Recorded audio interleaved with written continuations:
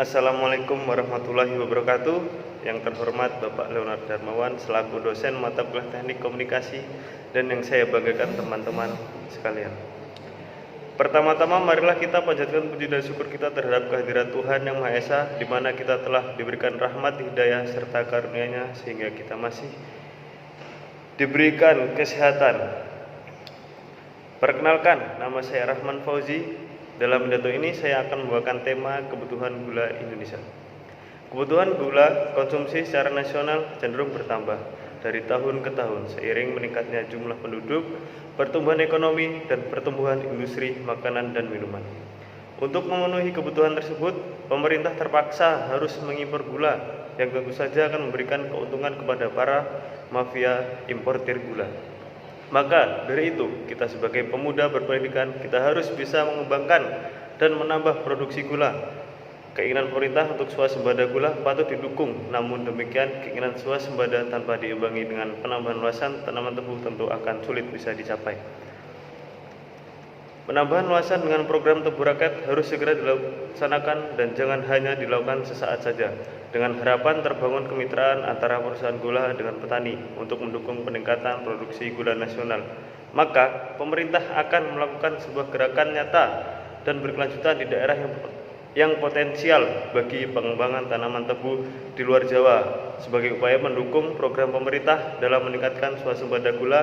Maka pemerintah Lampung telah menetapkan Lampung Tengah sebagai sentra pengembangan tebu rakyat.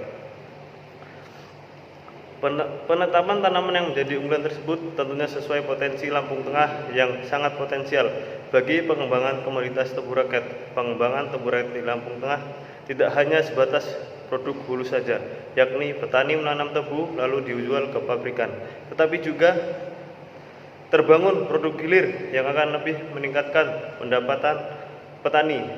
Saat ini baru menggalakkan petani mau menanam tebu dengan harapan petani bisa merasakan keuntungan dari menanam tebu. Sedangkan untuk membangun produk hilir butuh waktu dan butuh proses dan tidak bisa serta-merta.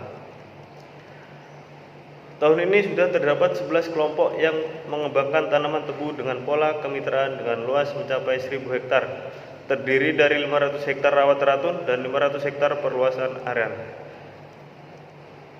Rawat ratun adalah tanaman yang sudah ada kemudian dilakukan pemeliharaan kembali. Sedangkan 500 hektar merupakan perluasan areal berupa penambahan areal.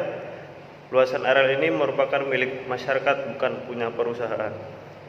Sejak ada kerjasama kemitraan yang disepakati, tanaman tahun ini baik yang rawat ratun maupun penambahan luasan areal sudah tebang atau panen, jumlah ini akan terus ditingkatkan bila tanaman tebu ini bisa memberikan keuntungan bagi petani.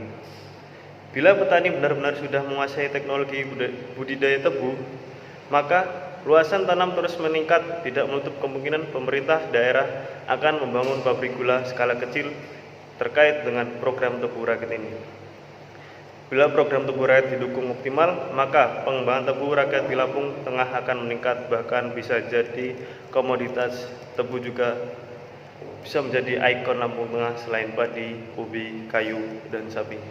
Sekian pidato yang saya sampaikan. Saya harap para pemuda Indonesia yang berpendidikan bisa mengembangkan produk gula nasional ini agar tidak impor kembali. Wabillahi taufiq wal hidayah. Wassalamualaikum warahmatullahi wabarakatuh.